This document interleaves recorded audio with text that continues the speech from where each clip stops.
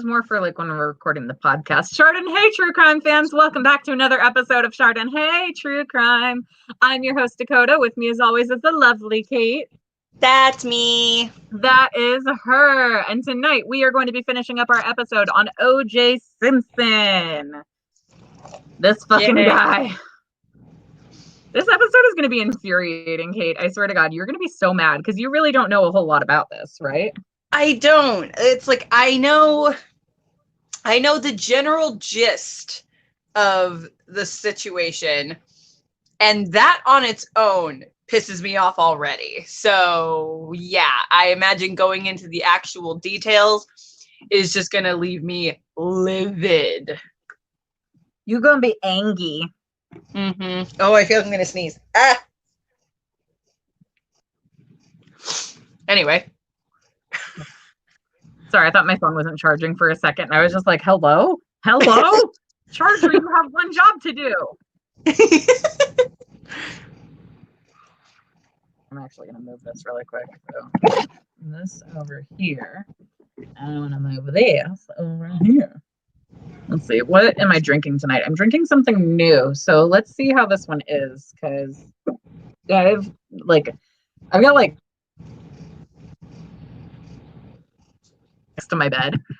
My friend gave me her wine collection because she doesn't drink wine. So I have like 8 bottles of wine over next to my bed right now. And so I didn't have time to run to the store today because I was on TikTok all day because, yeah.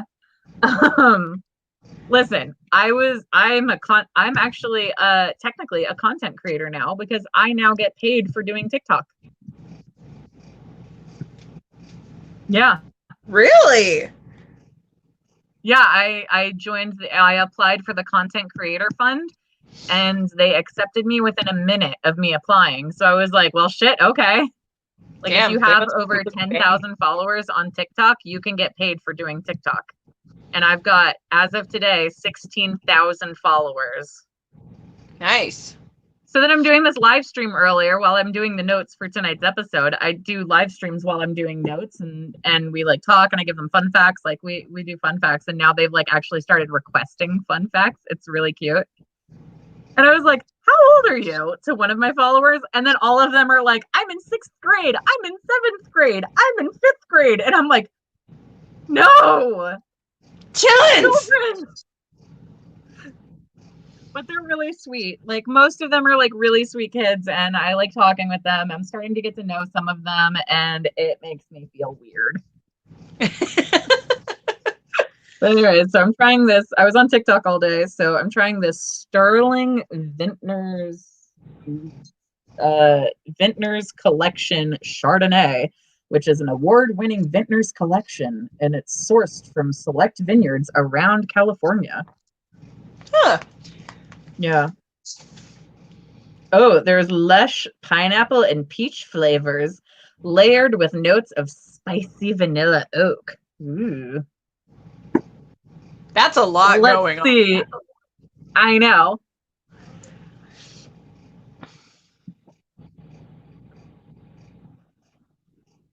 You know what? That's actually really nice. I like that. My shrimp chips are like staring me in the face right now, and I'm just like, no. We don't eat on camera. We don't eat on camera.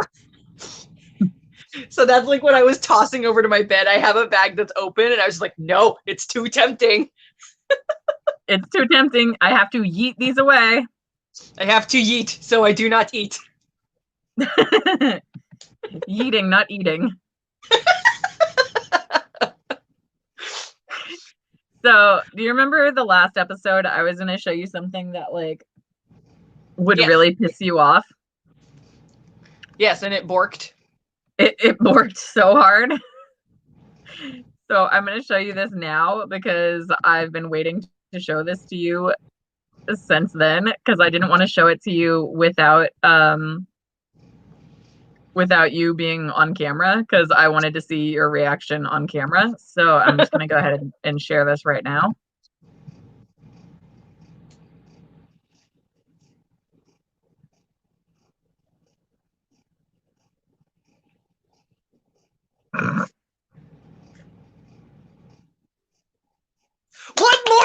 need.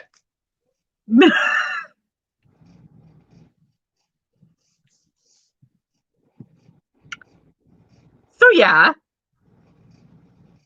that is a thing that exists in this world. Ah! God, I really should have waited until Ken and Kelly were in here so they could see your anguished screams. Oh my God. Is anyone here to see this right now? Oh. No, it's just us. They'll get to see it on the playback later.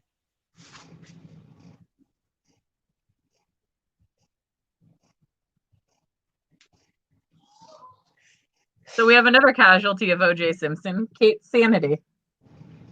How did that man walk free? Hang on a second. Hey, Casey, come here. I need someone who actually remembers this shit. Okay? I was 2 when this happened.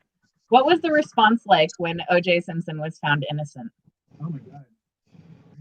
Yeah, here, wait, come here and tell the audience because we're talking about that tonight. So, hello, audience. Yes, shit went crazy. There was, of course, just insanity. Yeah, they thought that there was going to be riots like the Rodney King trial. Yeah. And a lot of people felt that he was found innocent because of the Rodney King trial. Result, Yeah, we're going to talk about that. But I just showed Kate a picture of the book that OJ wrote. If I did it, yeah. That's Kate's response. That's just about it. Oh yeah, she just like wailed and then was like silent for like almost a full minute. I remember watching the Bronco chase live on TV. We're opening up with the Bronco chase tonight. Yeah, I'm gonna show video footage of it. Yeah. Yeah, we were glued to the TV through all of that. So here's an interesting fact about the Bronco chase. You might be interested in this as well. Because of the chase, the news networks had the highest ratings they had ever had on television, like the highest television news ratings. And because of that, that is why they follow all that stuff so closely, because there was the news ratings were the #1 news ratings like of all time to that point. And then it was a record. It was like the most pizza deliveries ever. Yeah, because people were like sat at home glued to the TV and couldn't be bothered to cook or anything, so they were just ordering pizza. And I used to love that movie, Capricorn 1. Yeah. And I can't watch it now because of OJ. Yeah. It's like it ruins it. Yeah. It's like, oh. Well, it's like the same with the movie that he did with Leslie Nielsen. Was it Leslie Nielsen? Oh, which one? It was like one of the Naked Gun movies. Oh, that's right. Yeah. He's in those too. Oh, yeah, he's in the Naked Gun movies. Oh, God.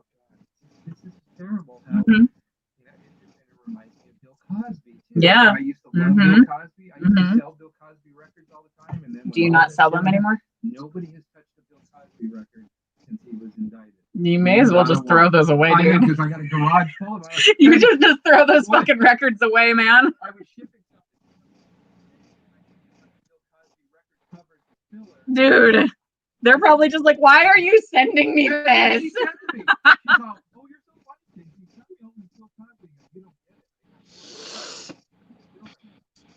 You should just shred them. And they were funny records, and he did so much for so many people, but it's all ruined because he only likes to comment those people.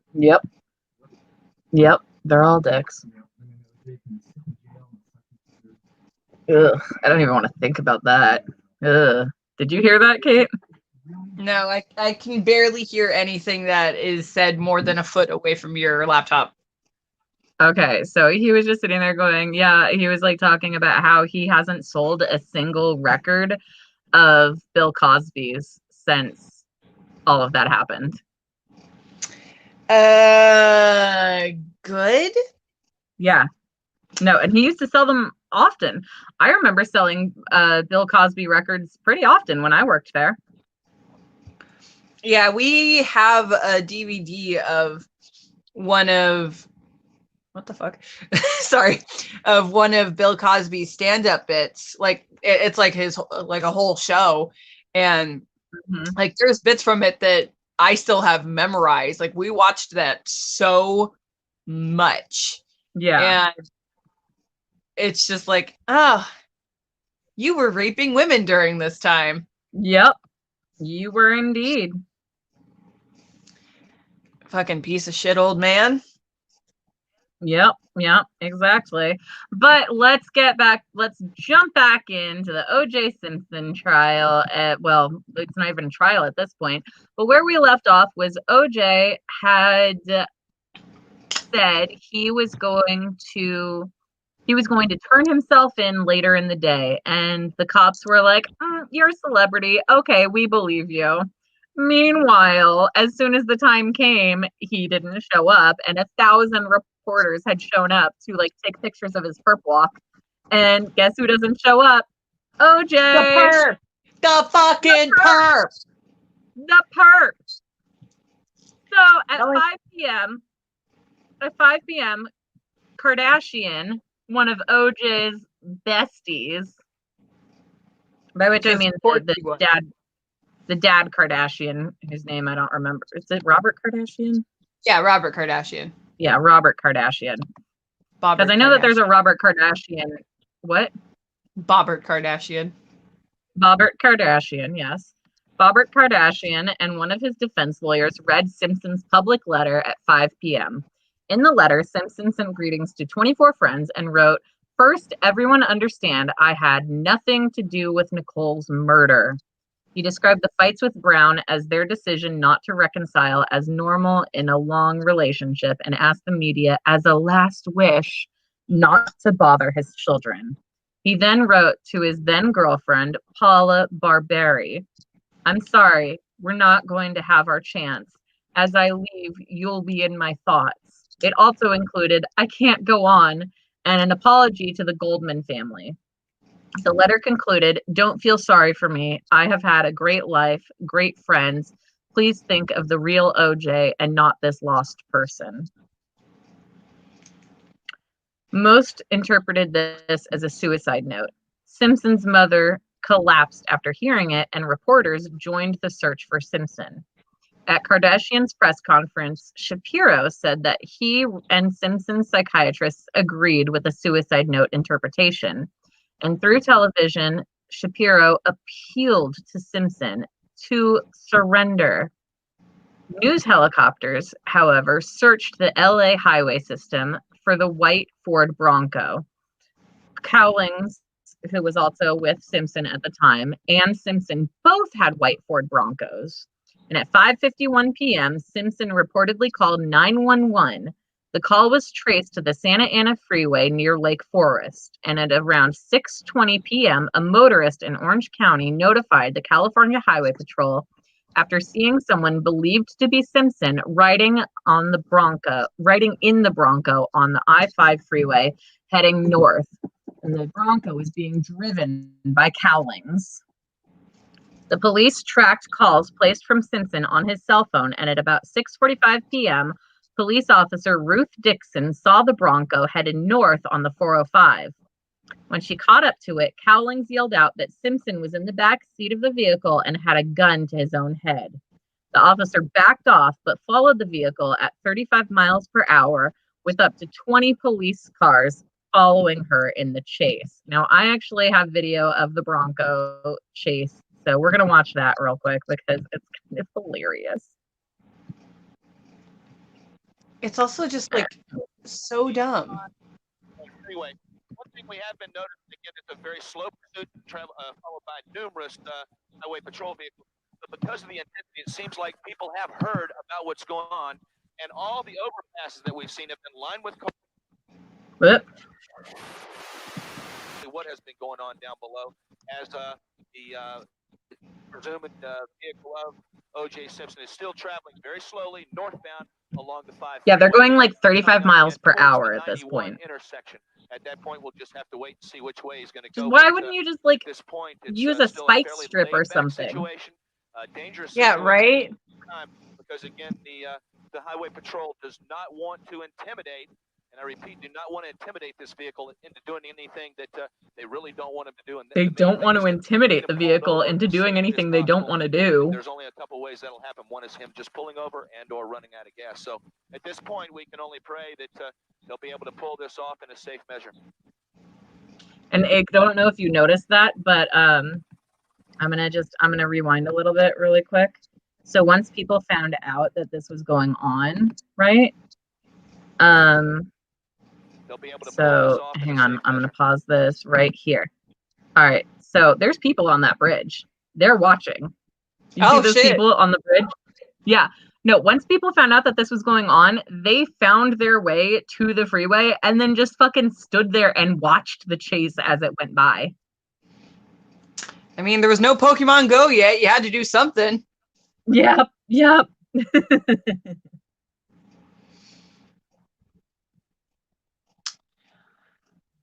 Oh.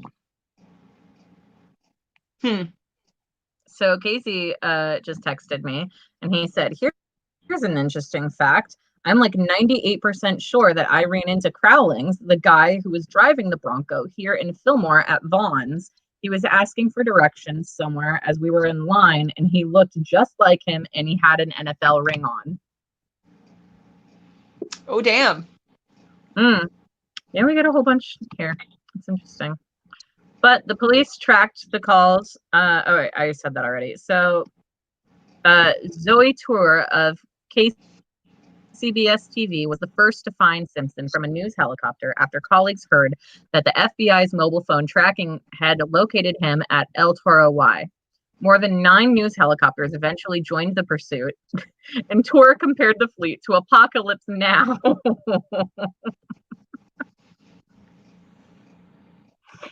Just a shit ton of helicopters.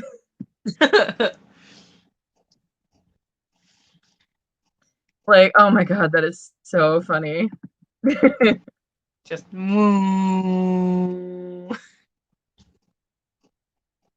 all like honing in.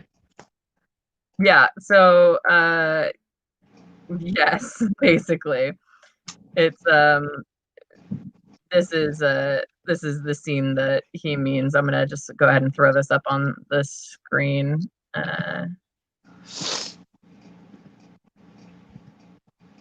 Just this scene from Apocalypse Now, where all right, this is inside of it, but no, the scene that they're talking about is just this right here with all of the helicopters. That is what they're saying that it looks like. Yeah, exactly. Well, this is a Vietnam movie, so like there's going to be a lot of helicopters. But like that's how many helicopters they were saying. It was like that scene in Apocalypse Now, but like it was all the news just chasing this fucking Bronco down the freeway with like cops slowly inching by behind. Like honestly, the fucking helicopters are probably going faster than the cops. They probably had to like double back because like yeah, right. Them or something. Yeah, it just looked like a bunch of like woo woo woo woo. Yeah, right? The fucking FDA is having a field day. They're like, land the helicopters! Land on the freeway! We don't fucking care! Just land! What are you doing? What are you doing? Yeah, seriously. Oh my god. Oh, fuck, that's so funny. So the high degree of media participation caused camera signals to appear on incorrect television channels, and the chase was so long that one of the helicopters ran out of fuel, forcing its station to ask for another camera feed. Oh fuck, that is hey, yeah, so I know that this is MSNBC, but hey Fox, can we get your camera feed because our fucking helicopter ran out of fuel. Just I guess. Fine. Oh my god. Fine. Oh my god. So knowing that Cowlings was listening to KNX-AM sports announcer Peter Arbogast called what? Arbogast. So I was right. Called Simpson's former USC football coach John McKay and connected him to Simpson. As both men wept, Simpson told McKay, "Okay, coach, I won't do anything stupid. I promise," off the air. There is no doubt in my mind that McKay stopped OJ from killing himself in the back of that Bronco, Arbogast said. McKay reiterated on radio his pleas to Simpson to turn himself in instead of committing suicide. My God, we love you, Juice. Just pull over and I'll come out and stand by you all the rest of my life. Walter Payton, Vince Evans, and others from around the country also pleaded with Simpson over radio to surrender. At Park Center, officials discussed how to persuade Simpson to surrender peacefully. Detective Tom Lang, who had Simpson about her on, realized that he had Simpson's phone number, his cell phone number, and called him repeatedly. A colleague hooked a tape recorder up to Lang's phone and captured a conversation between Lang and Simpson in which Lang repeatedly pleaded with Simpson to throw the gun out the window for the sake of his mother and his children. Simpson apologized for not turning himself in earlier that day, and his response was that he was the only one who deserved to get hurt and was just going to go with Nicole. Though I'm going to go ahead and guess right now, y'all, he's not going anywhere with Nicole, okay? He terrorized that poor woman. Yeah, no, you don't get to go anywhere near her in any capacity ever again. In any afterlife. In any afterlife. No realm do you get to be near her ever again. She in Valhalla, you going to hell, buddy. Technically, she did die in battle, so she could be in Valhalla. We don't know. Maybe. Yeah. She's a fighter. Hi, Betty. Hi, Betty. Long time no see. We missed you. Yeah, it's been a minute, huh? We hope you're doing well. Oof. But he also asked Lang to just let me get to the house and said, I need the gun for me. Cowling's voice is overheard in the recording after the Bronco had arrived at Simpson's home, surrounded by police, pleading with Simpson to surrender and end the chase peacefully. LA streets emptied and drink orders stopped at bars as people watched on television. Every television showed the chase. ABC, NBC, CBS, CNN, local news outlets interrupted regularly scheduled programming to cover the incident, and it was watched by an estimated 95 million viewers nationwide. And that year, only 90 million people had watched the Super Bowl.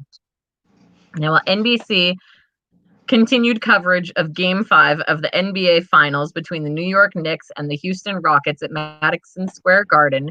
The game appeared in a small box in the corner while Tom Brokaw covered the chase.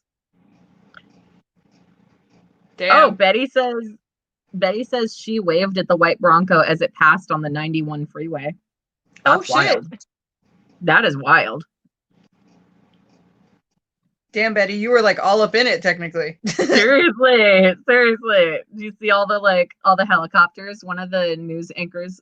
Oh, sorry, my neck cracked like really unexpectedly. One of the news anchors said it was like that scene in Apocalypse Now. Would you describe it like that? Because I'm curious. But the chase was covered live by ABC anchors Peter Jennings and Barbara Wawa. Oh God, nobody can turn down a Baba Wawa moment. No one can turn down a Barbara Wawa moment. No, but the scene was covered by Peter Jennings and Barbara Walters on behalf of the network's 5 news magazines, which achieved some of their highest ever ratings that week. The chase was broadcast internationally. Oh my God. With France and China seeing this all happening on TV. Damn. I know. Betty says, I know a man who was the only Black journalist who was at the trial every day. Oh my God. Can you put me in contact with him? We would love to interview him for our Patreon. Yeah, for sure. That would be cool. Betty, I've got your number.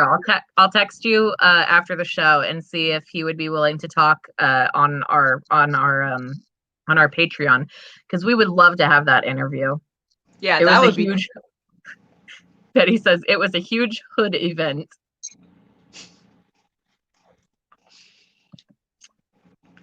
I think it was a huge event everywhere, including France and China. Yeah, no, But yeah, apparently. Thousands of spectators and onlookers packed on the overpasses, like I said, along the route of the chase, waiting for the white Bronco. In a festival-like atmosphere, many had signs urging Simpson to flee. Spectators were shouting, "Go, OJ, go!" The famous slogan from the Simpsons Hertz commercials. From, OJ, he did Hertz commercials, the Hertz rent-a-cars. Oh, never heard of that. You've never heard of Hertz rent-a-cars? Oh, it's a rental car company. Okay. I'm gonna see if I can find one of those commercials, because that would be kind of cool to play.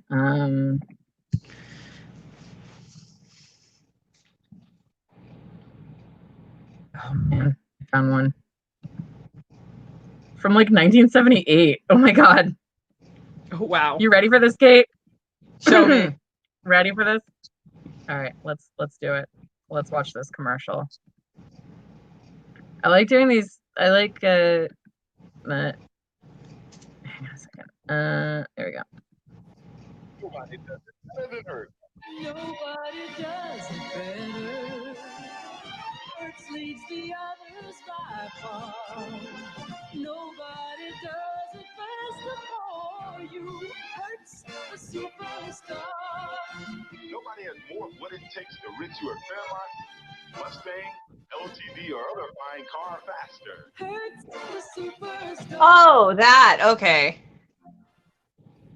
Well, that wasn't one of the Go OJ Go commercials, but that was a commercial that he was in from Hertz.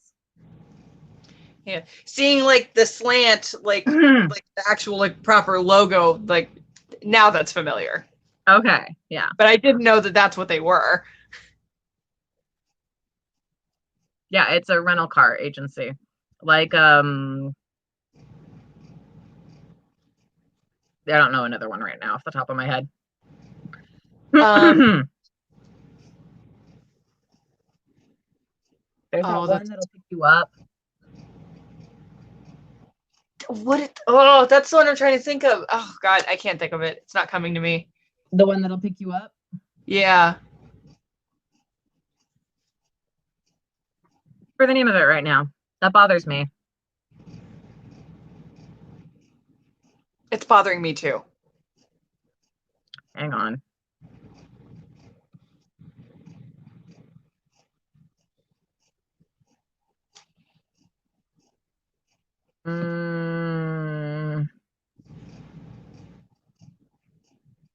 Enterprise. Yeah. God. That was really pissing me off. Yeah. So Betty says Hayworth Galbraith is the photojournalist who was at the trial. That's really interesting. I'm gonna have to look them up. So they were encouraging the actions of a possibly suicidal murder suspect, and that completely outraged Jim Hill, who among those broadcasts pleas to their friend to surrender. Uh-oh, I lost my... Oh, there it is. Page 2. Jack Ferrara and Mike Smith were among those watching the chase, not knowing why.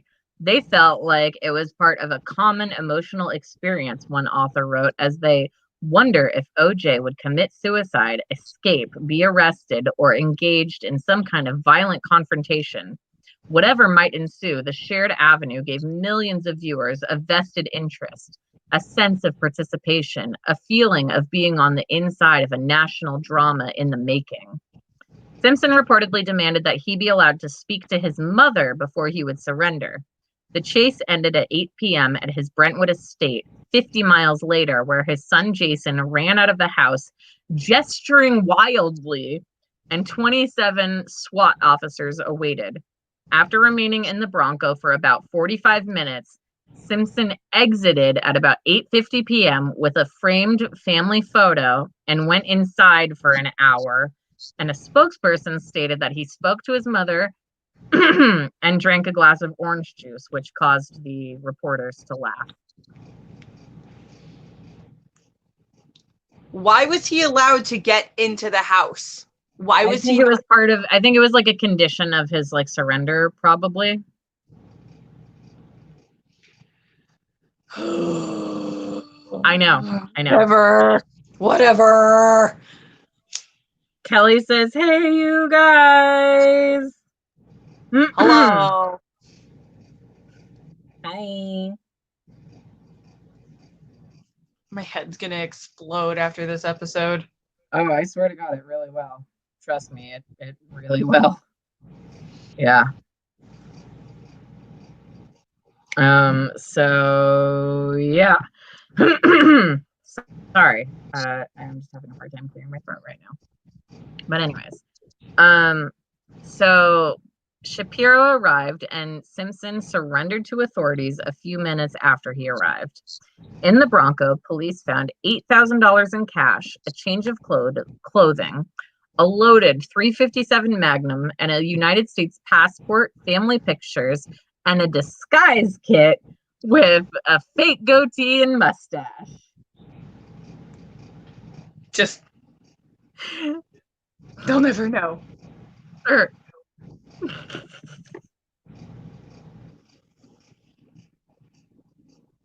They'll never know who I am. Just what? No, I've never heard of OJ Simpson. I don't even like football. Sports ball? Goodness me, no. No, of course not. No. He had a whole persona picked out. Yeah. My name is Oscar James Simpson. Oscar James Sampson here. Pleased to meet you. My friends occasionally call me OJ. Yes. No. Shit. I mean, yes. OJ. Because my name is Oscar James Sampson. Oh, God. Ow. You good? Yeah, I just got like, you know when you get like a pain in your boob? Yeah. That just happened. But it was just like, it was like there and gone. No, man. I was shot with a laser right in the tit. Yep, right in the tit. I've just been shot. But Simpson was booked at Parker Center and taken to Men's Central Jail. Cowlings was booked on suspicion of harboring a fugitive and held on $250,000 bail. And as Simpson was driven away, he saw the crowds, many of whom were African Americans, cheering him on. And Simpson reportedly said, and I am not going to say this verbatim because no, but he said, what are all these N-words doing in Brentwood? He's allowed to say that. We're not. He's allowed to say that. We are not. The Bronco chase, the suicide note, and the items found in Bronco were not presented as evidence in the criminal trial. Marcia Clark conceded that such evidence did not imply guilt, yet defended her decision, citing the public relation to the case or the chase and the suicide note as proof the trial had been compromised by Simpson's celebrity status. Most of the public, including Simpson's friend Al Michaels, interpreted his actions as an admission of guilt, yet thousands of people encouraged him to flee, and prosecution were sympathetic to his feelings of guilt. Simpson wanted a speedy trial, and the defense and prosecuting attorneys worked around the clock for several months to prepare the case. The trial began on January 24th, 1995, 7 months after the murders, and was televised by closed-circuit television camera via Court TV, and in part by other cable networks and news outlets for 134 days. Judge Lance Ito presided over the trial in the U.S. Fultz Criminal Courts Building. District Attorney Gil Garcetti elected to file charges in downtown Los Angeles as opposed to Santa Monica, in which the jurisdiction of his crimes took place. The LA Superior Court then decided to hold the trial in downtown Los Angeles instead of Santa Monica due to safety issues at the Santa Monica courthouse. I think there was like mold or something at the Santa Monica courthouse, if I'm remembering correctly. But when they did finally arrest OJ, and I don't know if you remember this fact, but I told this to you when we were doing our Menendez episode, he was in the cell next to Eric and Lyle. Oh, yeah. Okay. Yeah, I remember that. You don't remember? Vaguely, but yeah, I do remember. Bunch of fuckers. Yeah. All three of them suck. Yeah. Like, just, hey, all of you, we hate you. If Eric and Lyle were actually abused, then I understand why they killed their parents. But if they weren't actually abused, then yeah. Ken says, "Hey there, awesome ladies." Hi, Ken. Hi, Ken. And Betty says, "The whole thing was a circus." Yeah, I know. It's insane. I've seen a lot of, like, I used to watch Court TV quite a bit. I used to fall asleep with it on, and I used to watch a lot of Court TV, and I remember seeing a lot of stuff about the OJ trial as I was growing up. And I'm gonna touch on a lot of it. I put a lot of detail into this episode, but honestly, I feel like I'm gonna have to like skim some stuff because we're already at 37 minutes. Okay. But anyways, the decision may have impacted the trial's outcome because it resulted in a jury pool that was less educated, had lower incomes, and comprised mostly of African Americans. Richard Gabriel, a jury consultant for Simpson, wrote that more educated jurors with higher incomes are likelier to accept the validity of DNA evidence, and that the argument that domestic violence is a prelude to murder. I don't know that I agree with that statement personally. I think that, I mean, maybe at the time, because it's 1994, 95, but DNA isn't really used as often in cases at the time.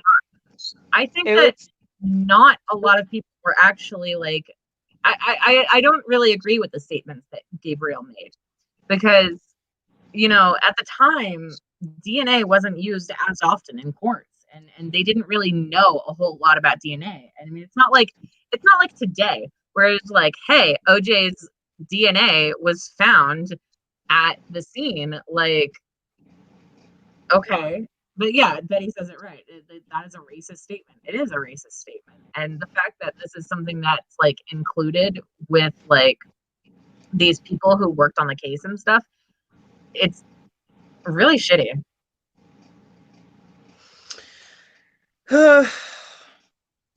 This whole thing is just really shitty.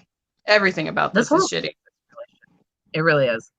But DNA didn't hold the same weight. Yeah, exactly. DNA didn't hold the same weight that it does today. Today, DNA is like, oh, they got DNA? Okay. But like back then it was just sort of like, okay, they have DNA, but like what actually is like there wasn't as much information about DNA at the time. Mm-hmm. Yeah, so like we weren't sure how much you could trust it yet. Yeah, exactly. So obviously people are, I mean, you can't just like, especially at that time, you couldn't just like focus on DNA. You had to have, the whole point of a trial is to prove beyond reasonable doubt that this person did the thing. There was a lot of reasonable doubt. And Betty says, I will be forever undecided about his guilt. We're going to get into a lot of the evidence in this trial. So let's keep moving. So in October 1994, Lance Ito started interviewing 304 prospective jurors, each of whom had to fill out a 75-page questionnaire. Wow. On November 3rd, 12 jurors were seated with 12 alternatives, and over the course of the trial, 10 were dismissed for a wide variety of reasons. Only 4 of the original jurors remained on the final panel. According to media reports, Clark believed that women, regardless of race, would sympathize with the domestic violence aspect of the case and connect with Nicole personally. However, on the other hand, the defense's research suggested that some women would not be sympathetic to Nicole, because she was white, because of tensions about interracial marriages. Yeah, that was definitely still an issue. Yeah. I mean, even to this day, that's like, people are still horribly racist to this day. Like, look at what's going on in America right now.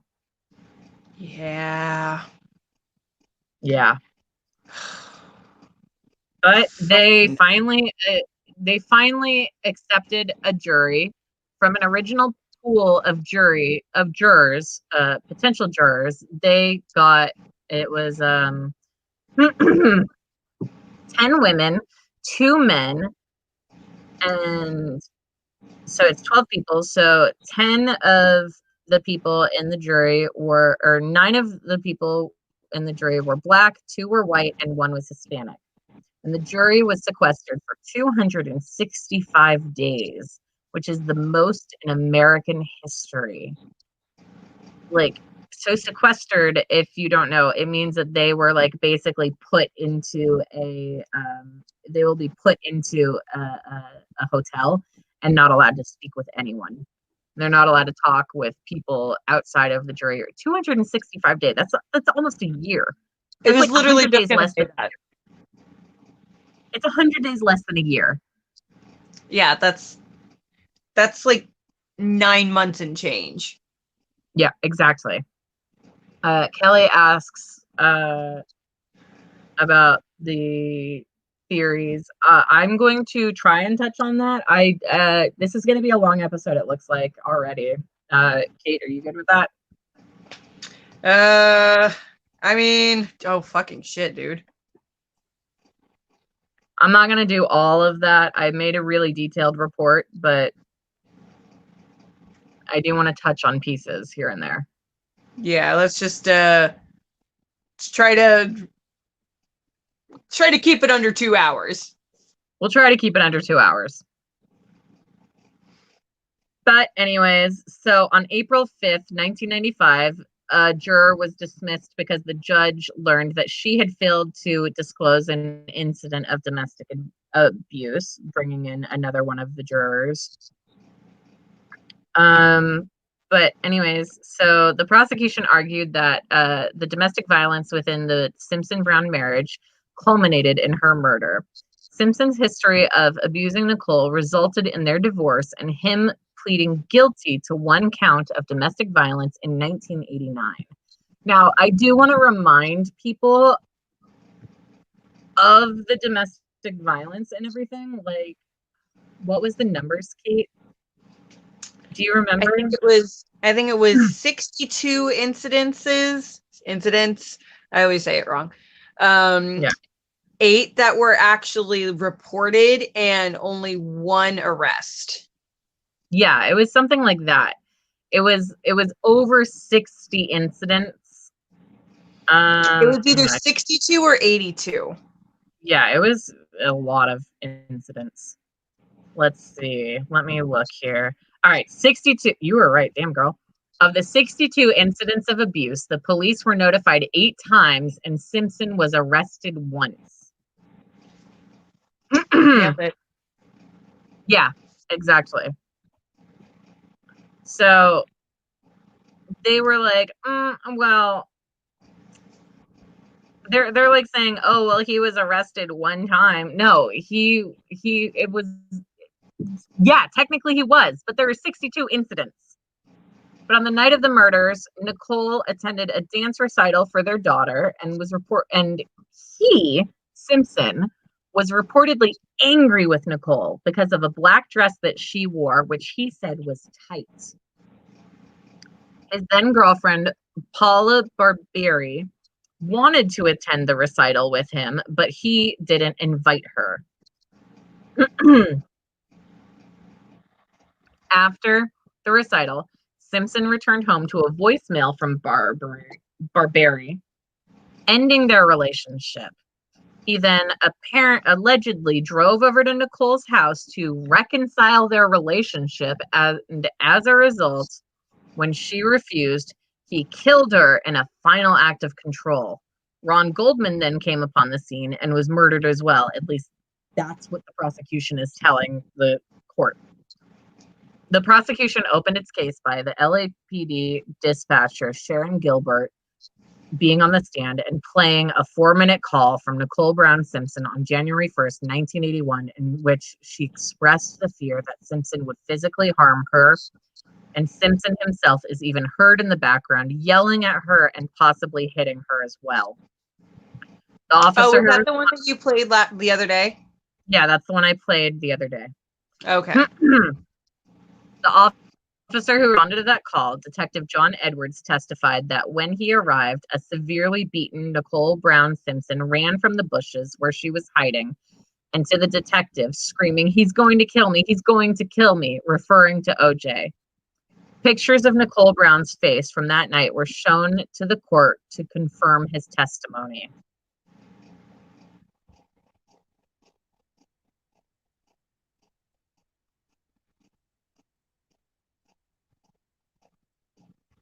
Like, it's just...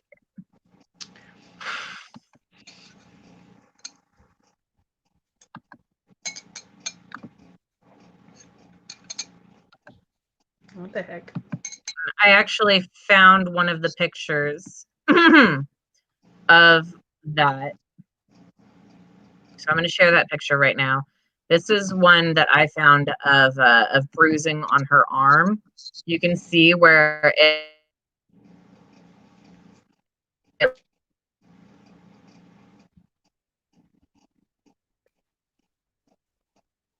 like, you can see the bruise right there where she's been grabbed, like near her armpit, kind of. You see what I mean? Yeah. So, yeah.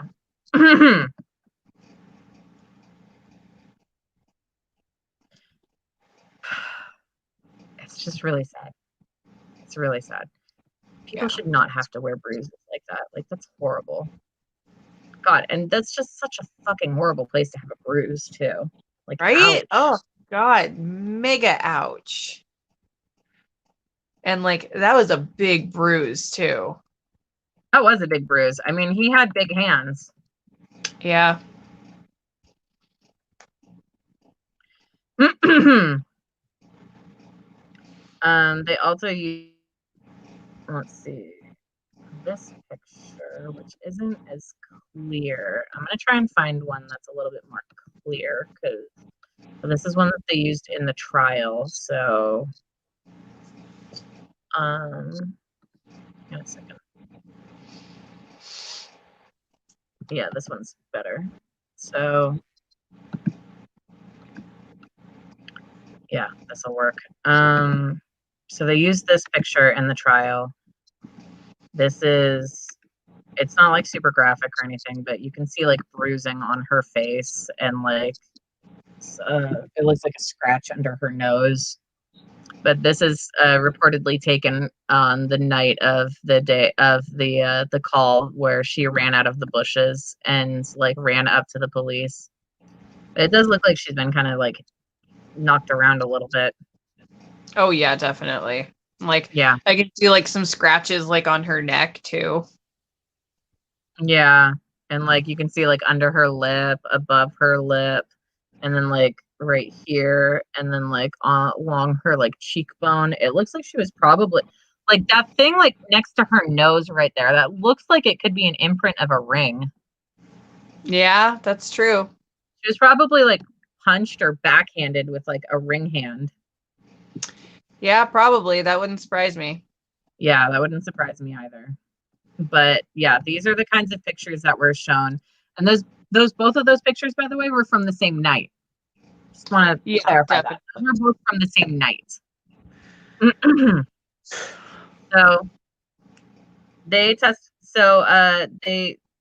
the incident led to Simpson's arrest and eventual pleading of no contest to one count of domestic violence for which he received probation for 1 year. For those of you that aren't familiar, no contest means they're saying, I am not saying that I'm guilty, but I'm not saying that I'm innocent either. Yeah. That's what that means? That's what that means, yeah. It's basically no comment, but in court language. See, no contest. I assumed that it was like, yeah, I did it. Like, there's no two ways about it. I did it. No. Wow.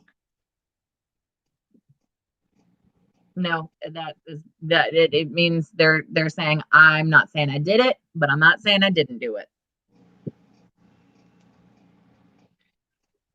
Like I said, it's the legal version of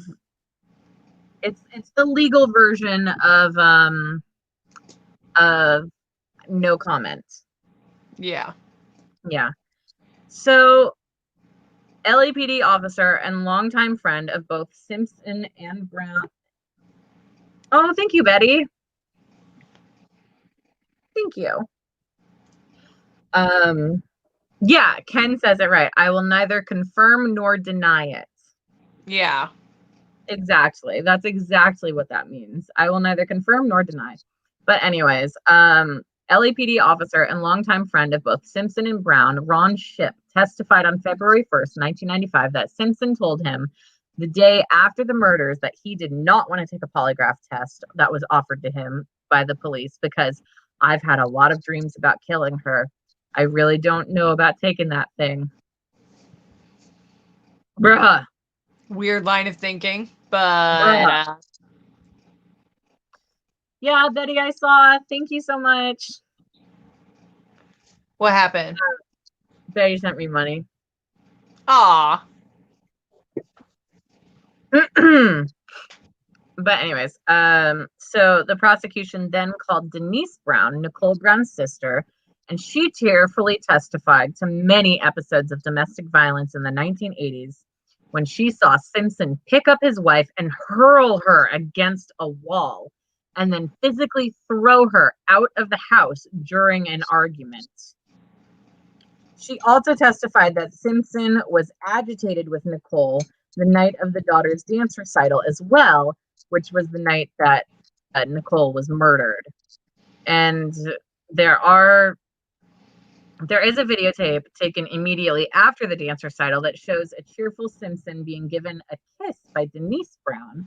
However, Cato Kalin, remember Cato, the dork that was living with OJ at the time? Yep. Yeah, so Cato testified that Denise was right and that Simpson was upset with Nicole because of the black dress she wore, which again was described as tight. Apparently his issue is she's wearing a tight dress. She's got to die. But, the prosecution planned to present the 62 separate incidents of domestic violence, including three previously unknown incidents that Brown had documented in several letters that she had written and placed in a bank safety deposit box. She was in her 30s. She should not be fucking doing this kind of shit. Oh my God. And when men are like, well, that girl should have just left the guy. Why didn't she just leave? This is why. This is fucking why. This is why women don't just leave. Because she did. Nicole just left. She left and she was fucking murdered. She left twice. Twice. She's making a will in her 30s. She's writing letters that are hidden in like bank deposit boxes talking about the abuse she went through. And people are still like, I don't know. Why don't women actually just leave their abusers? This is why. Yeah, this is literally why. Like, yeah. If there's one thing, all right. So remember how I said that I've got a bunch of like 6th, 7th, 8th graders following me on TikTok and everything. If there's one thing I could like say to those children, it's if you are ever, and I hope that I can just get through to these kids that like do not fucking like get help. If you ever get into a situation where this shit is happening, get fucking help, kids. Just if you find yourself in a situation where this YouTube channel is connected to my TikTok, so I'm going to be posting a video and being like, hey, if you're into true crime, check out my YouTube channel, like Chardonnay True Crime. But I just want to say to all the kids that follow me on TikTok, if you are watching this, please, for the love of God, like, if you ever get into a situation like this, like, just be careful. Like, fuck, I don't want to have to say that because, like, that is so fucked up. Just if you find yourself in a situation where you're with someone who is trying to isolate you or have you be dependent on them, like, make sure you have someone in your life that you can lean on other than them, because you need a support system no matter where you are, no matter who you're with. You need to make sure you have somebody you can rely on to help you when you're in trouble. Exactly. And like in this situation, like, he made sure when they were together that she was dependent on him. She wasn't allowed to work, and but she also had to sign a prenup. Yeah, so she ended up in a situation where she probably thought she couldn't leave. Betty asks, how do I find you on TikTok? It's the same username as my Venmo, at Dakota's Beard.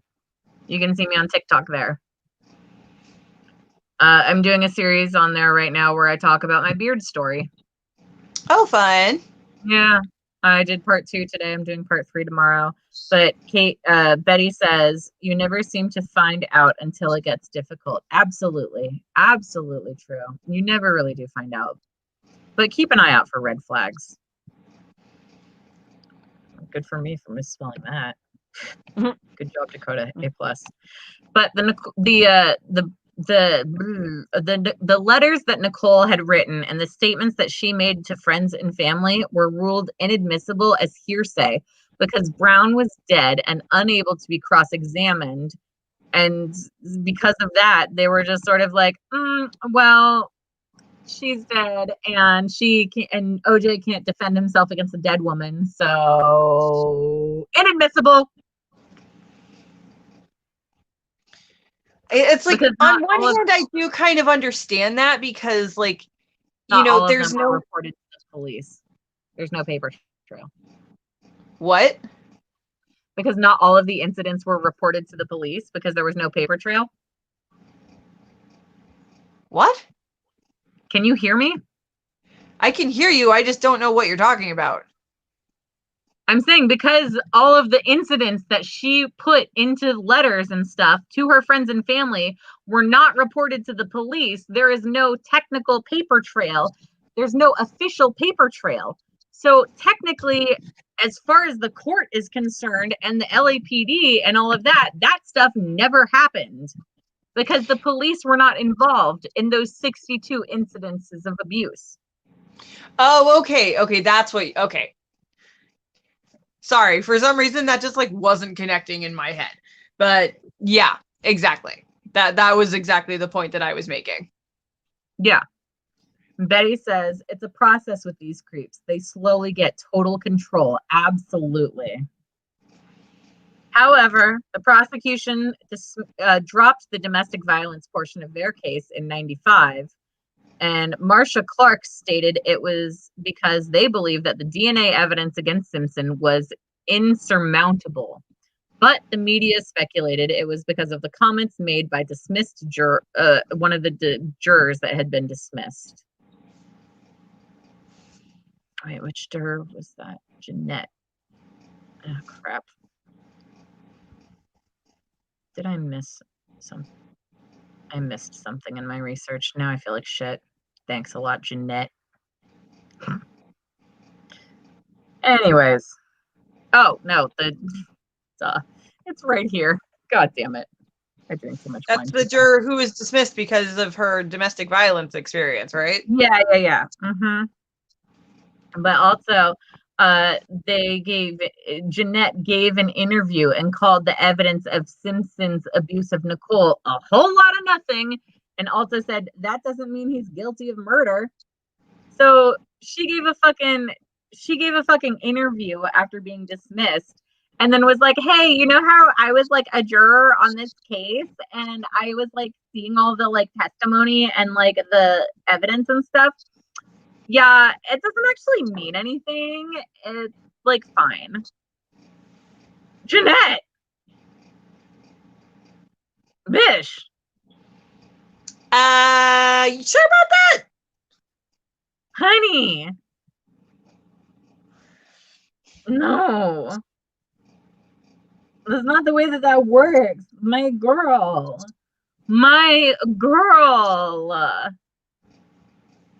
That is not how that works, girl. Damn.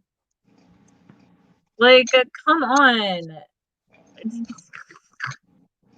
You know?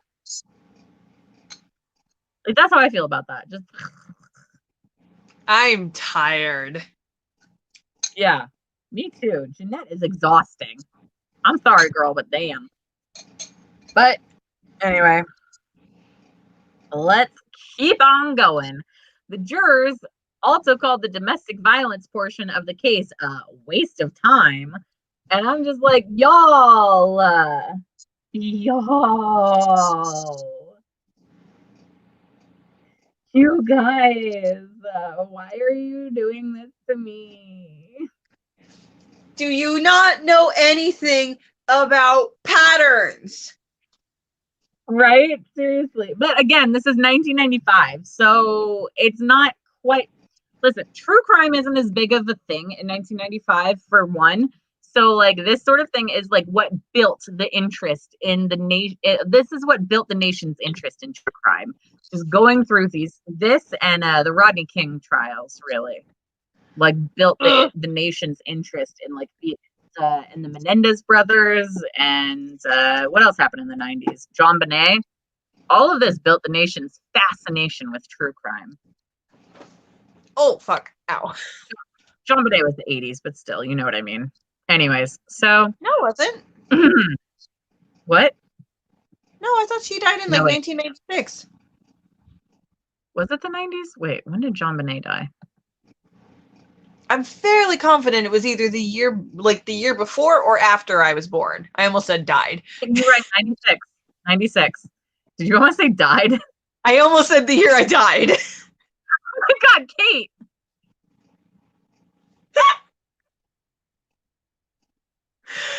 Oh, God.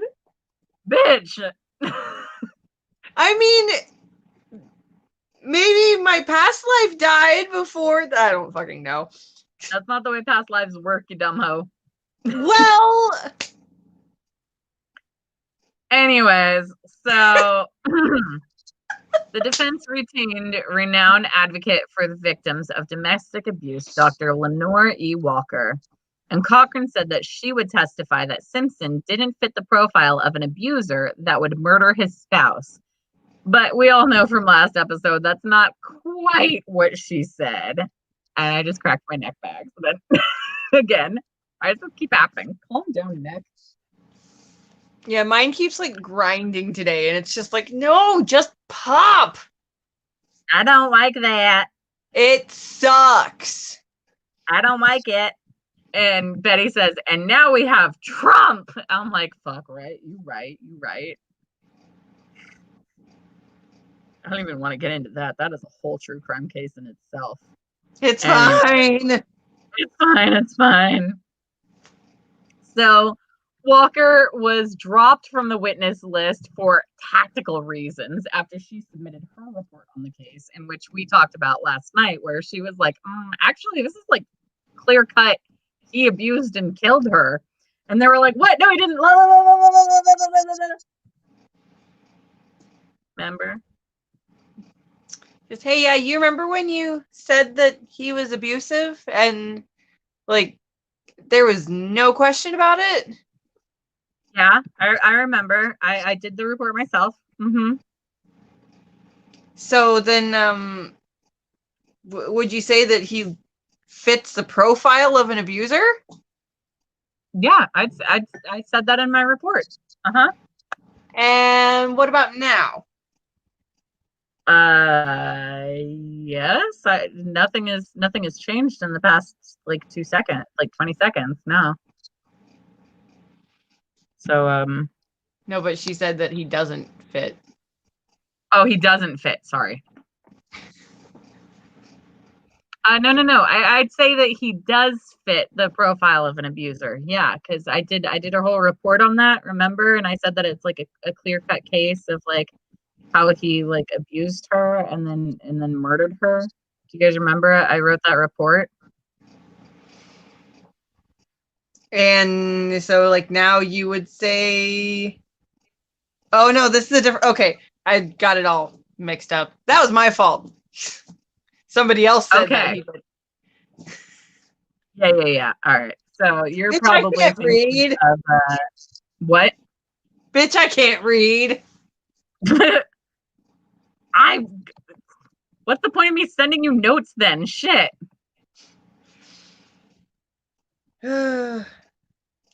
Anyways, so there's a lot that went on in this fucking case. And you know what? So Cato, I'm gonna pop over to Cato here because Cato testified on March 22nd that he saw Simpson last at 9:36 that evening, probably when they got back from McDonald's. Oh, Betty says it's the wine. Here, look at Betty's comment. It's the wine. Did you notice that I changed things on the layout, by the way? Have you noticed? I did notice that. I did notice that. Yeah. That's cool. It looks cool. Yeah, I can do a whole lot in here now. I'll show you that after the show. Anyways. Cato testified that he last saw Simpson at 9:36 p.m. that evening, and that he was not seen again until 10:54 when the limousine driver finally saw him again, remember? Oh, right. Yeah. Okay. So he has no alibi for approximately 1 hour and 18 minutes, during which the time that the murders took place. Now, Alan Park, the limo driver, testified that he arrived at Simpson's home at 10:25 on the night of the murders and stopped at the Rockingham entrance. The Bronco was not there. He then drove to the Ashford entrance and rang the intercom 3 times, getting no answer, starting at 10:40. At approximately 10:50, he saw a tall African-American shadowy figure resembling Simpson approach the front door before aborting towards the southern walkway that led to Cato Kalin's bungalow. The testimony was significant because it explained the location of the glove found at Simpson's home. The blood trail from the Bronco to the front door was easily understood, but the glove was found on the other side of the house. Park said that the shadow figure initially approached the front door before heading down the southern walkway, which is where the glove was found the next day. The prosecution believed that Simpson had driven his Bronco to and from Brown's home to commit the murders, saw that Park was there, and aborted his attempt to enter through the front door and tried to walk through the back instead. He panicked and made sounds that Kalin heard and recognized that the security system would not let him enter through the rear entrance. He then yeeted the glove and came back and went in through the front door. That's a Yote, if technical you will. term that is in the case files, actually. Yeet. Yeah. But it's past tense, so I think he yote the glove. Yote the glove. You're correct. Yeah. Gotta Yote use the proper glove. grammar here. Yote the glove over by Cato's bungalow, and Cato is just sort of like sitting there, probably getting high or something, you know, whatever like nerds like that do. Anyways, so during cross-examination, Park conceded that he could not identify the figure, but that he saw the person enter the front door, and afterwards, Simpson answered and said he was home alone. Park conceded that he did not notice any cuts on Simpson's left hand, but also added, "I shook his right hand, not his left." The prosecution presented a number of 108 exhibits, including 61 drops of blood of DNA evidence allegedly linking Simpson with the murders. And with no witnesses to the crime, the prosecution was dependent on DNA as the only physical evidence linking Simpson to the crime. The volume of DNA evidence in this case was unique, as the prosecution believed that they could reconstruct how the crime was committed with enough accuracy to resemble an eyewitness account. Marcia Clark stated in her opening statements that there was a trail of blood from the Bundy crime scene through Simpson's Ford Bronco to his bedroom at Rockingham. Now, I personally have found a photograph from the crime scene of the blood, and I'm going to share this on screen now. So if you are not interested in seeing blood, if that is triggering for you, any of that, I'm not showing bodies because you know me, I don't do that, but I will show the blood. So if you are not interested in seeing that, I do not blame you, but I am going to be sharing that right about now. So just be warned, that's happening. So this is the blood from the front. This is where like Nicole and everything they were. This is like a lot of blood. That's a lot of fucking blood. That's a lot of fucking blood. Like, that's pooling in spots. Mm-hmm. Mm-hmm. That's so much fucking blood, right? That's a lot of fucking blood. Yeah. So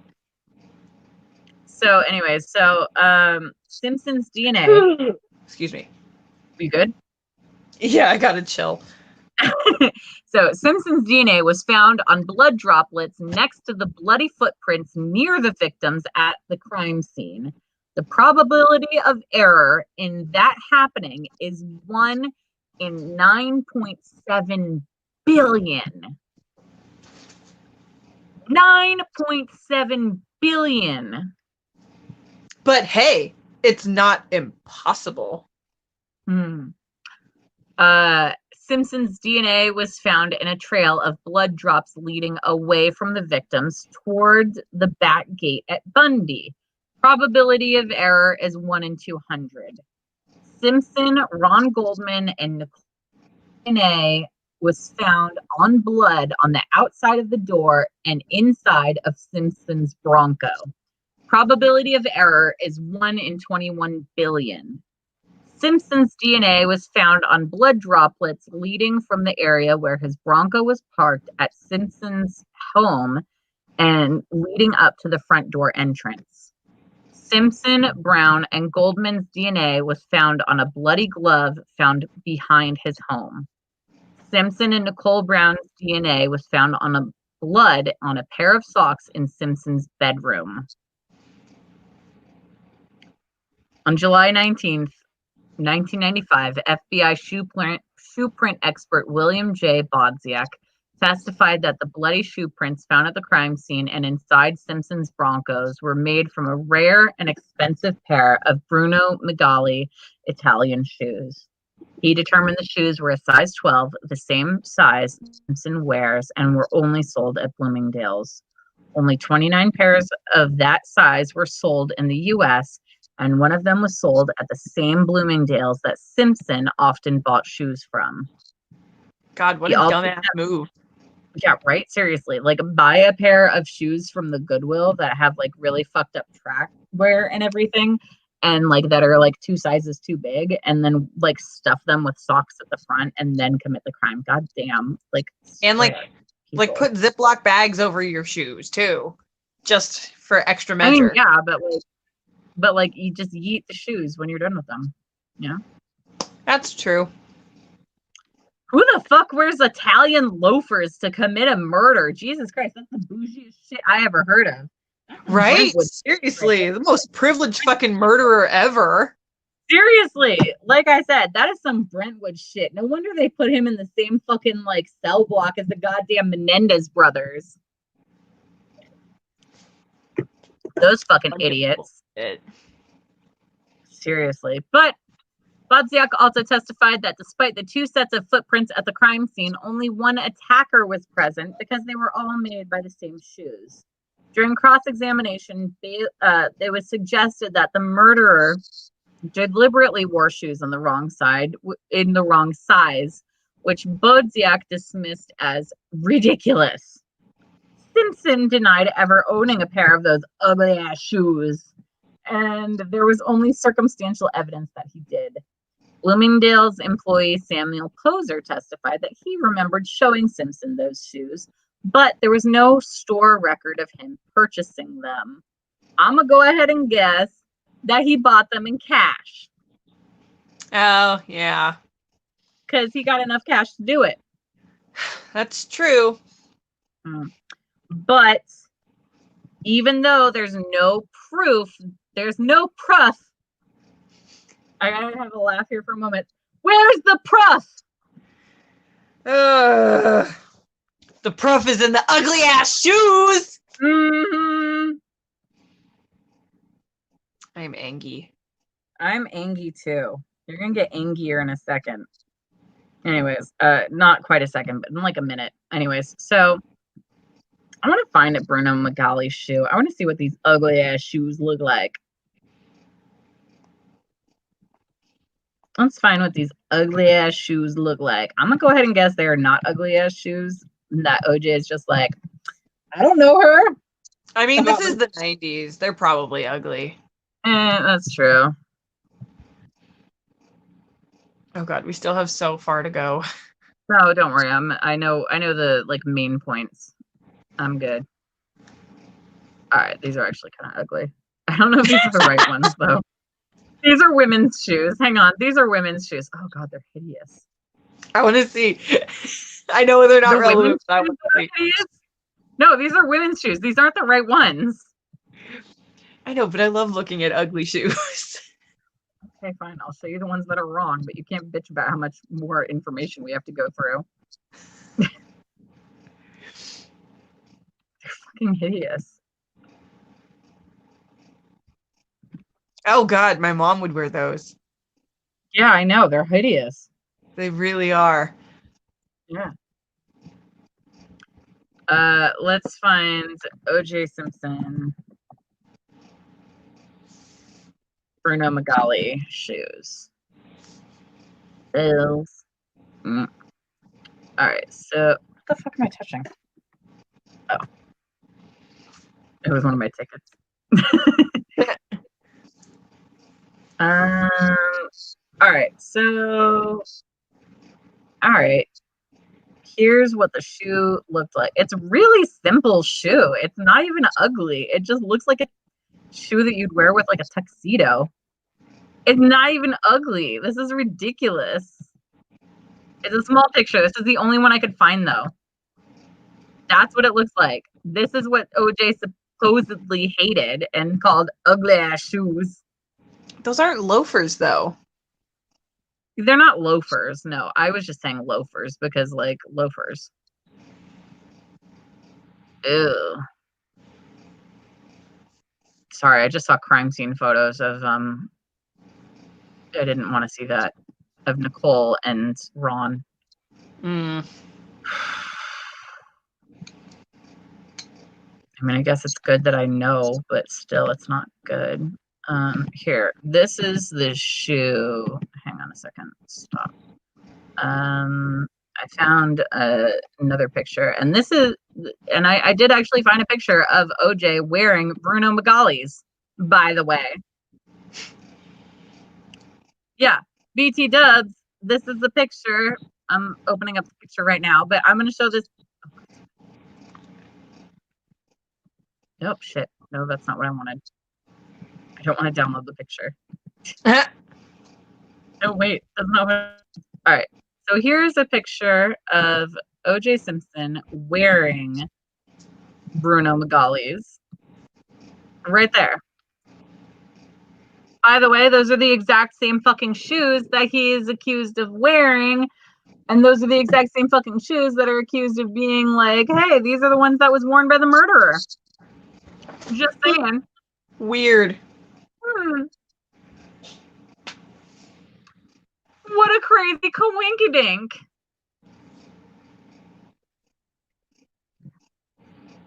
So, anyways.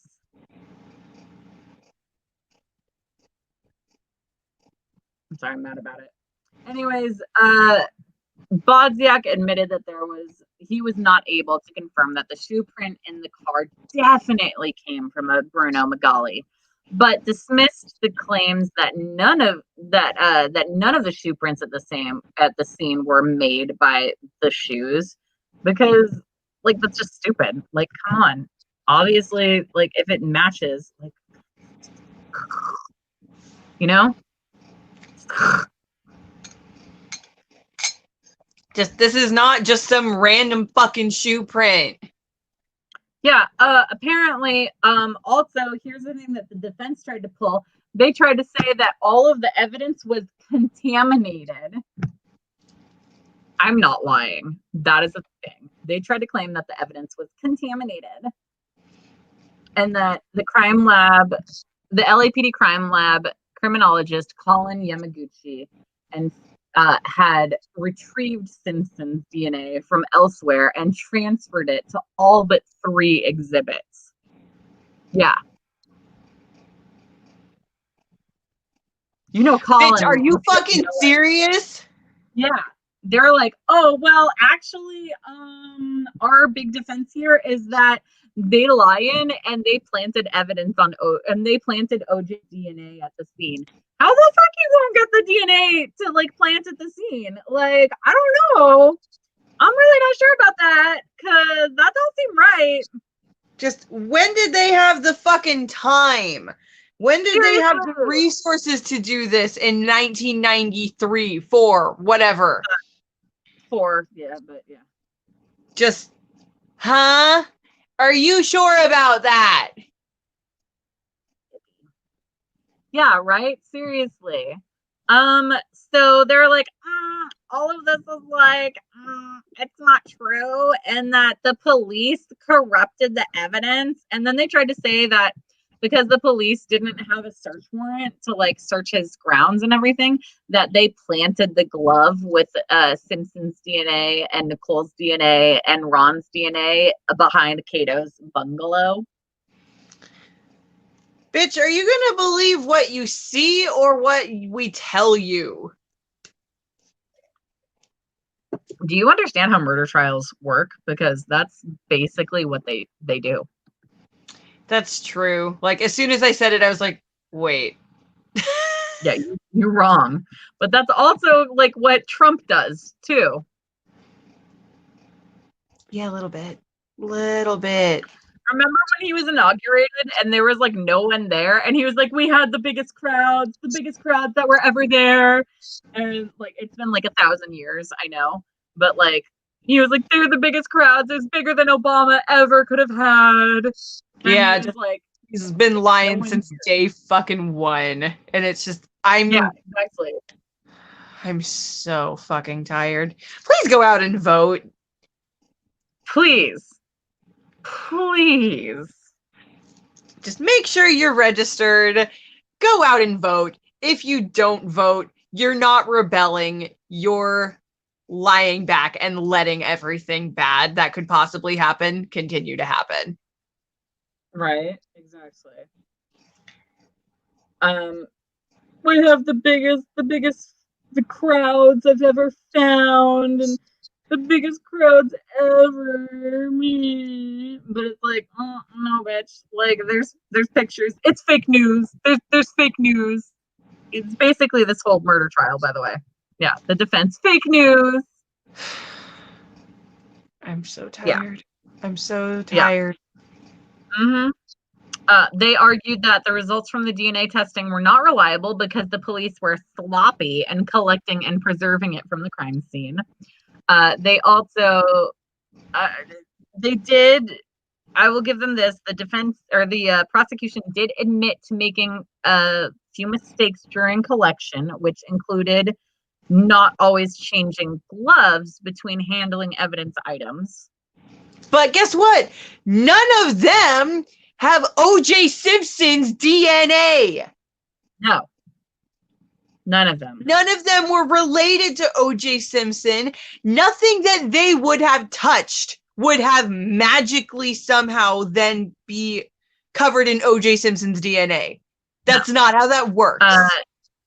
They stored the evidence in plastic bags instead of paper bags as recommended, and stored them in the police van, which was not refrigerated, for up to 7 hours after collection. So because of that, the defense argued that that would allow bacteria to degrade all of the real killer's DNA and thus make the samples more susceptible to cross-contamination in the LAPD crime lab. That's not how it works, but okay. Again, this is 1995. This is 1995. So there wasn't a lot of information on DNA available to the public at the time. Okay, but do they think that like bacteria forming would like somehow translate into it appearing as one specific real life human's actual DNA? Like, I don't think that that's what they're saying, though. I think that what they're saying is like that the real killer's DNA disappeared, and then Tex handled OJ DNA, and then handled that, and then got OJ DNA on that. I think that's what they're trying to say, even though that's ridiculous. that's the stupidest I know shit. it doesn't make sense. I know it doesn't make sense, but it's 1995. They don't understand how DNA works at the time. There's no CSI. There's no CSI Miami. There's no NCIS. There's no Law and Order SVU, or even just Law and Order in general. Well, it's 95. I don't know. Law and Order. When did Law and Order come out? I feel like Law and Order has been out since like 1992. I don't think so. Law and Order SVU came out, oh my god, in 1999. SVU started in 1999, but like regular Law and Order was already around. You know what? You're right. Law and Order came out in 1990. Oh wow, I just pulled 1992 out of my ass. You know what? You're right, but it's still a very new thing. So then we get to the glove. You're gonna be mad about this. Okay, hang on a second. Hang on. Yeah, I'm gonna give you a second. Just take a sip of your wine, take a breath. You know, it's you're not gonna be happy about this. Okay. Oh wait, I think I know what happens, but please go ahead. Are you sure? You good?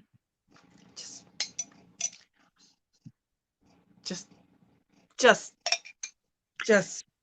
So the prosecution denied that Furman, the cop, planted the glove.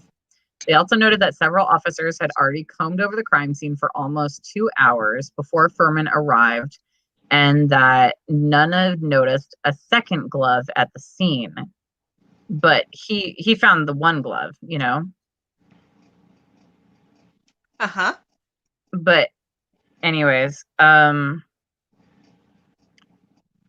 so basically the glove had DNA on it, right? Mm-hmm. However, they found that Furman's testimony lacked credibility, and they said that the tapes of him the tapes became the cornerstone of the defense's case, and that he lacked credibility, and that the tapes are the biggest red herring there ever was.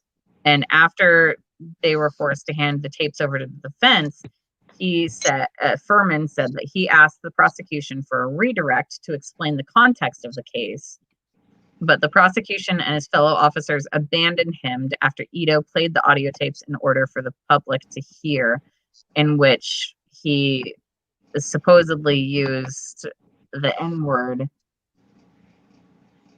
like 8 years before the murder. And it was these tapes that would become like the cornerstone of the defense, basically. But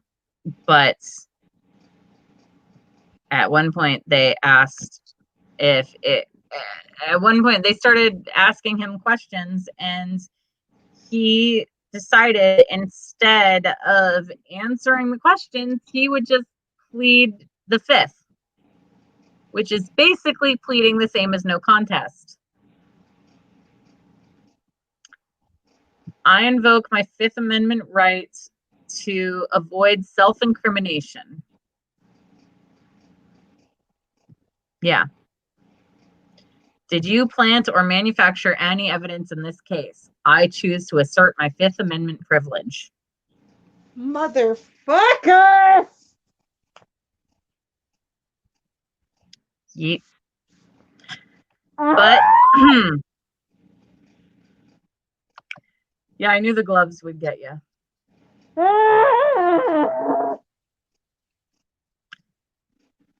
So the prosecution had decided not to ask Simpson to try on the gloves because they had been soaked in blood from Simpson, Brown, and Goldman and frozen and unfrozen several times. They're leather gloves, you know? So freezing leather makes it shrink. That's why if you buy leather shoes and they're too like wide for you a little bit or too big, you stick them in the freezer and then they'll shrink. Just saying. But there was a witness that testified that like leather is literally like animal hide, which has elasticity to it. So yeah, weird how doing shit like that will make it kind of contract and get different and fit differently and just not be the same as it was before. So anyways, there was a witness who remembered Nicole Brown purchasing a pair of those gloves in the same size in 1990 at Bloomingdale's for Simpson. And there was also a photo of the receipt at the trial and a picture of Simpson wearing the same exact gloves. However, when it came down to it and the defense had Simpson put on the gloves, it's worth being noted that Simpson was on medication for arthritis. Oh.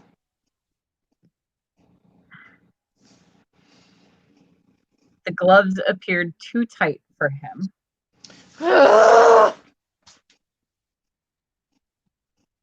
And thus the phrase, "If the glove don't fit, you must acquit," was born.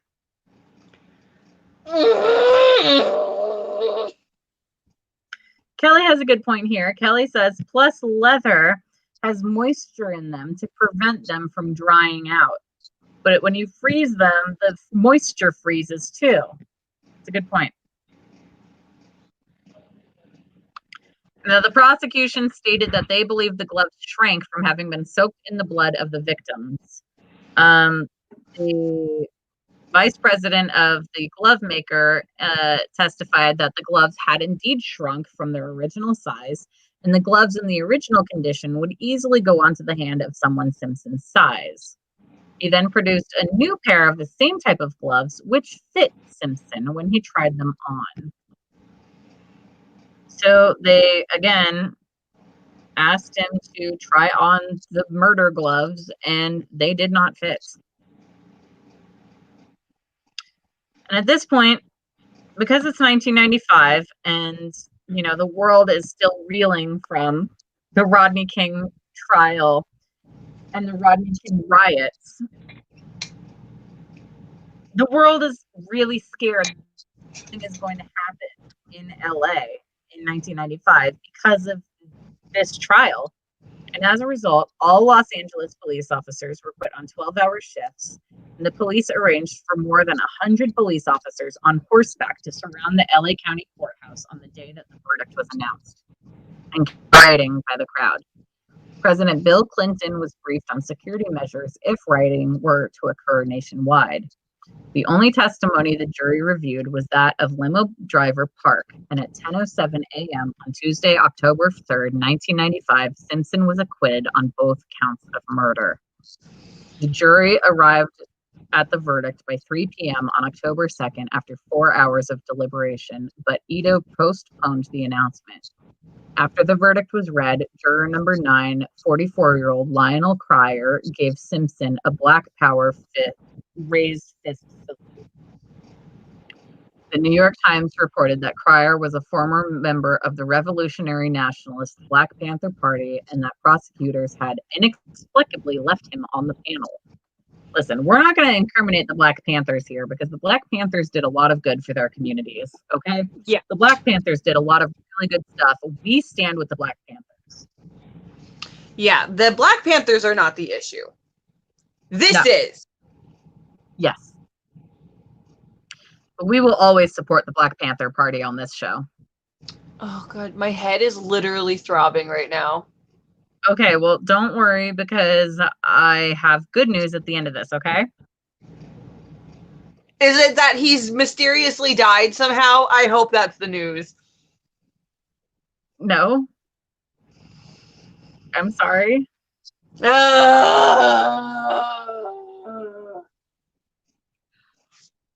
Anyways, so an estimated 100 million people worldwide watched or listened to the verdict announcement. Long-distance telephone call volume increased by 58% and trading volume on the New York Stock Exchange decreased by 41%. Water usage decreased as people avoided using bathrooms. So much work stopped that the verdict cost an estimated $480 million in lost productivity.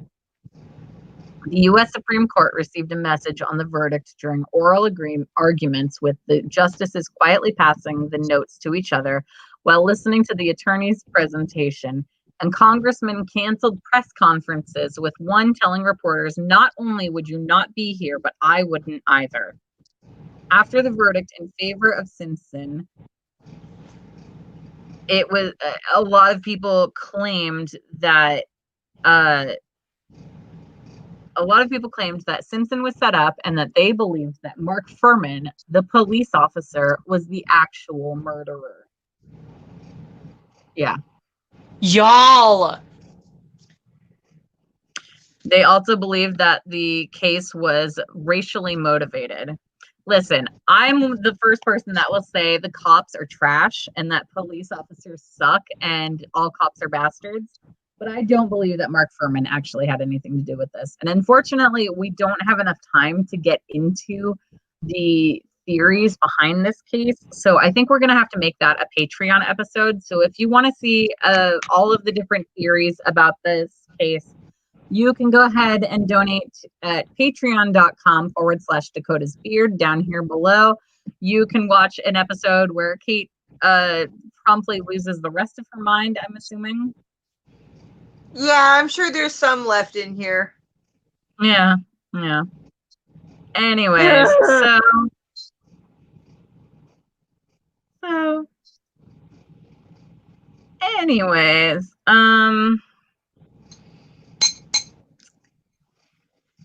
as we all know, Simpson,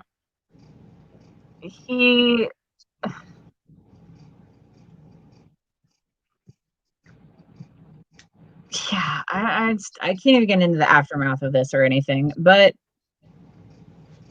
In May 2008, the book How I Helped OJ Get Away with Murder, which details Simpson confessing to the killings to Mike Gilbert, was released. And Gilbert states that Simpson had smoked marijuana and taking a sleeping pill and was drinking beer when he confided at his Brentwood home a few weeks after the trial what actually happened the night of the murders.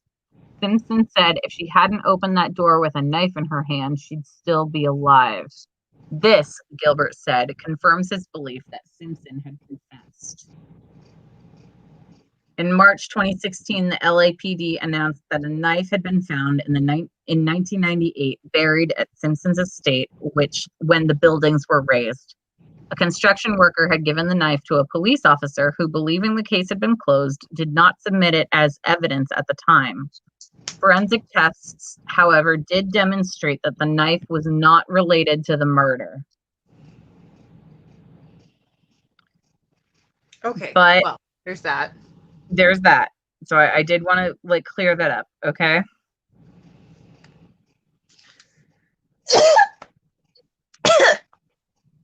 You good? Yeah, I had something caught in my throat.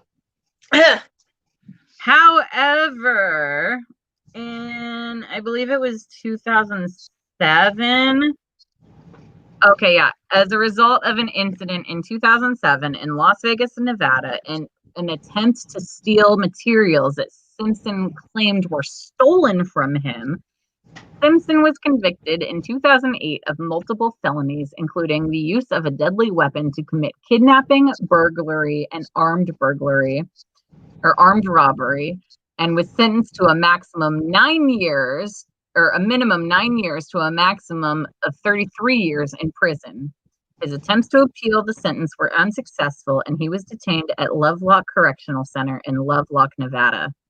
During his 2013 parole hearing, he was granted parole on all counts except weapons related and 2 counts of assault with a deadly weapon. And after a July 20th, 2017 Nevada Parole Board hearing voted unanimously, he was granted parole after a minimum 9-year sentence on the remaining counts of the Vegas robbery.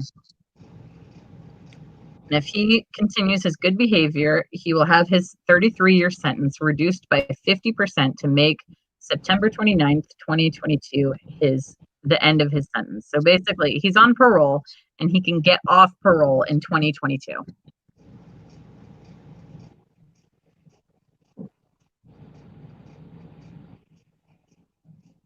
Anyways, Simpson now is on Twitter and apparently has been seen around Florida lately, from what I've heard. I mean, before COVID, he was hanging out in Florida and taking pictures with people in bars and shit. But yeah, that is the end of the saga of OJ Simpson. We'll do another episode where we talk about alternate theories to who actually killed Nicole Brown Simpson and Ron. But I mean, I think Kate and I are both of the opinion that OJ did it. Yeah, I can't even entertain the thought of a conspiracy theory about this right now. Just not right now. Well, it'll be a couple weeks before we do that episode. I need to give Kate some time to cool off. I need some time to recover right now. I am. Yeah. I don't really need to ask what your thoughts are on the case at this moment, do I, Kate?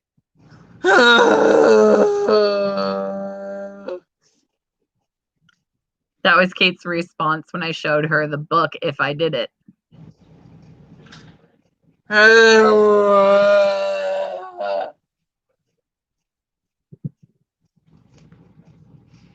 You good?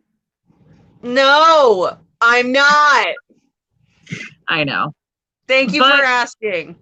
That is our episode for tonight, everyone. Thank you so much for watching. If you enjoyed watching Kate slowly die a slow, painful death by OJ Simpson, you can support us down here below. My Venmo is at Dakota's Beard. Kate's is at Kate Ulrich 42. I don't even know what I'm saying anymore. And you can support both of us and the whole show by supporting us on Patreon at patreon.com/Dakota's Beard. Right here below. Kate's brain is leaking out of her ears. That's what Kelly says. Yeah, that's that weird swishing noise I'm hearing. It's just my brain has liquefied and it's trying to escape this bullshit. Well, go watch your musical, and we'll call later, and you can bitch at me about it, okay? All right, sounds good. I will. All right. So until, let's see, you don't come back until Tuesday. So until Tuesday, say goodnight, Kate. Good night, Kate. Good night, and I will see you all on Sunday, and I'll be announcing what we're talking about tomorrow. Have a great night. And I'll see you next Tuesday. Hey, bye-bye. Bye.